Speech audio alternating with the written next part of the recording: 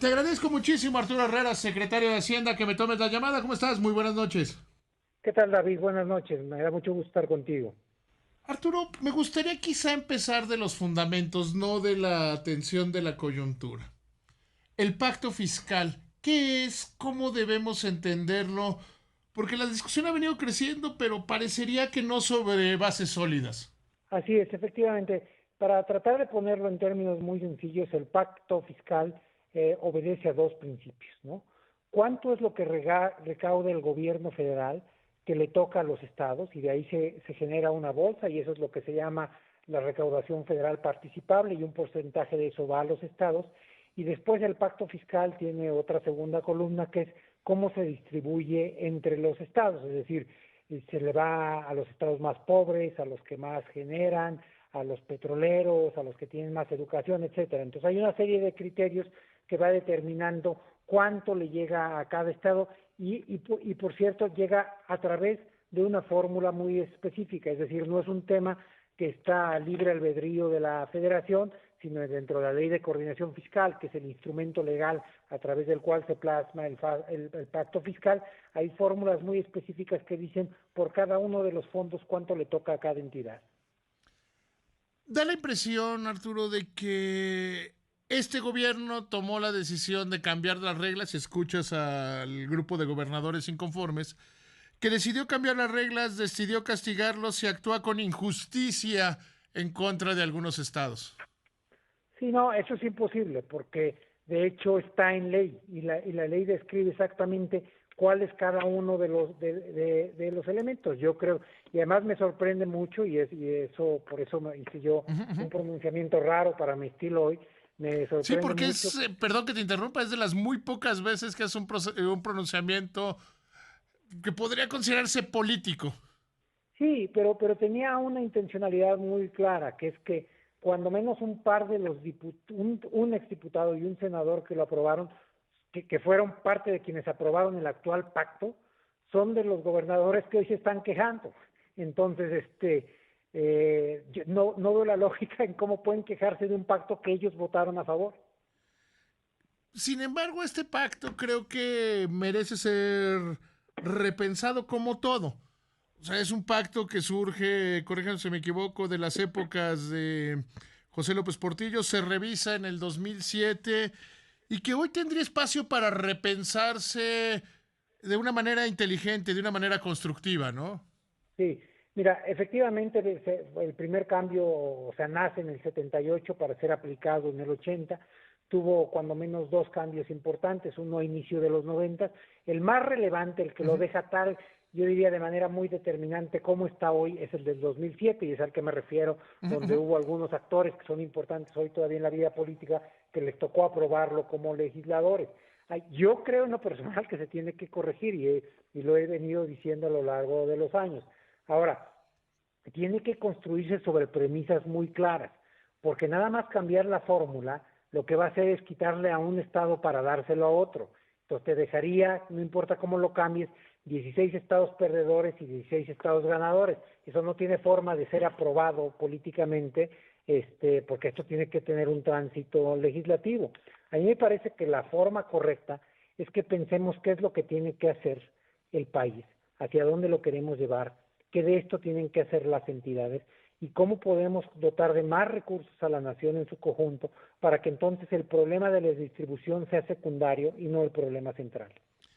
Hay una impresión, de esos mitos que se van construyendo, que hay estados que aportan más a la federación de lo que reciben y que si hicieran cuentas saldrían debiendo y de ahí construyen que si se separaran del pacto fiscal les iría mejor. ¿Qué opinión te merece, Arturo? No, primero esto es falso, ¿no? Puede que hubiera países a lo mejor donde, a ver, en todos los países, incluso en regiones enteras, las entidades o los entes más ricos transfieren un poco a los más pobres para que vivamos en un mundo más equitativo, ¿no? Lo mismo pasa en Estados Unidos, es decir, Nueva York contribuye más de lo que le toca y le toca un poco más a Mississippi de lo que contribuye. Lo mismo pasa en Europa, pero incluso en Europa pasa entre países, es decir, Alemania tiene que poner un poquito más y Francia pone un poquito más, que se va al sur de Italia o que se va a Andalucía, etcétera, ¿no? Pero en el caso particular de México, eso no es enteramente cierto para ninguna entidad, porque todos contribuyen, pero hay una parte de los ingresos que no viene en un sentido estricto de los impuestos recaudados en los estados, que son los ingresos petroleros. Eso sí hace a México, como a todas las entidades, los gobiernos que tienen pues una materia prima muy importante, distinto. Y además aquí da la casualidad de que se extrae en el mar, es decir, no se extrae físicamente en ningún estado, pero si acaso estuviera cercano a algún estado en el Golfo, pues sería algunos de los más pobres, porque los campos principales pues están cerca de Veracruz, de Tabasco, hacia el sureste mexicano. Si alguna entidad se separara, pues a lo mejor se podría quedar con los impuestos que le toca, pero no le tocarían ingresos petroleros. Y eso en un país donde todavía recauda 8% del PIB en ingresos petroleros, pues es muy difícil imaginarse cómo saldrían ganando. Desde hace algún tiempo, cuando el presidente se reunió con todos los gobernadores, tú les dijiste a los gobernadores que había que hacer una mesa y que estabas dispuesto, que la Secretaría de Hacienda estaba dispuesta a hacer una revisión de este pacto. ¿Qué pasó? De ahí a acá, ¿qué pasó? Porque la impresión es que no caminó nada y hoy los gobernadores están mucho más polarizados. No, por supuesto que está caminando. Esto se va a discutir con los secretarios de finanzas de las entidades. Hay un espacio político, la Junta de Coordinación Fiscal, que está formada con la Comisión Permanente de Funcionarios Fiscales, así es como se llama legalmente, que está formada por los 32 secretarios de finanzas de las entidades federativas y gente de Hacienda. Estamos justo ahora agendando la próxima reunión, que va a ser en unas cuantas semanas. Es complejo porque va a ser la primera reunión que vamos a tener presencial nosotros, pero se le tiene que dar ese espacio, porque lo otro es absurdo discutirlo, David. Te voy a decir una razón muy sencilla.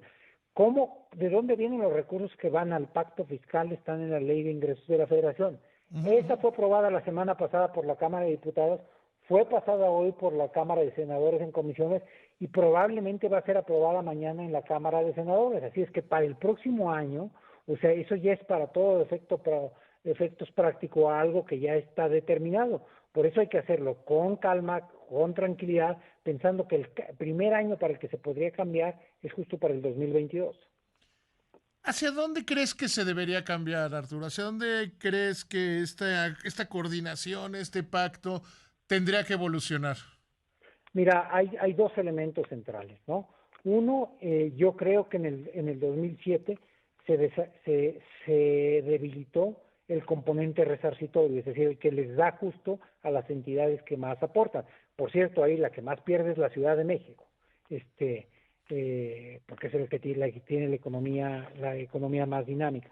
Pero después, si queremos que esto sea viable, el segundo componente es que no puede ser nada más una redistribución entre entidades, sino tiene que buscarse un periodo de transición, pero además cómo buscar que la recaudación federal participable sea mayor o que se recaude más en el país para que no haya perdedores. Pensar que en las circunstancias tan difíciles que hay hoy en la economía mundial y en las finanzas, tanto nacionales como las locales, se le pudiera quitar a alguna entidad para darle a otra, pues sería condenar a esa primera entidad a la quiebra. Finalmente te pregunto y me gustaría que fueras muy, muy específico. ¿Existe una intención política en el manejo del pacto fiscal? ¿Se daña a estados porque son más o menos afines al gobierno federal? No, yo creo que en todo caso si hubo una intención política fue al momento de aprobarse, en el 2007. Ahí es cuando hay estados que resultaron ganadores y estados por perdedores. Y si alguien toma la fórmula y es muy sencilla, está en el artículo 2 de la Ley de Coordinación Fiscal y ve cómo operaba antes y cómo operaba después, es un ejercicio que no es muy complejo, se ve qué estados ganaron y qué estados perdieron, pero nosotros no lo hemos cambiado y por lo tanto no puede haber intención política del lado de nosotros. No está sujeto a interpretación por lo demás. Claro, además no es ustedes no le han movido una coma. O sea, no le han movido una pero coma. además es una fórmula matemática, te dice, tanto llega de la recaudación federal participable, lo pones en esa fórmula, lo multiplicas por .2 y le distribuyes a los estados dependiendo de cuántos son sus niveles de esto y de población. Querido Arturo, antes de despedirnos, quiero decirte que soy muy fan de los videos que has estado haciendo últimamente. Creo que son claros, explican muy bien y difunden muy bien el mensaje de la Secretaría de Hacienda. Te agradezco muchísimo que me hayas tomado la llamada. Gracias, David, gracias por la invitación a estar contigo y con todo el auditorio. Gracias, muy buenas noches.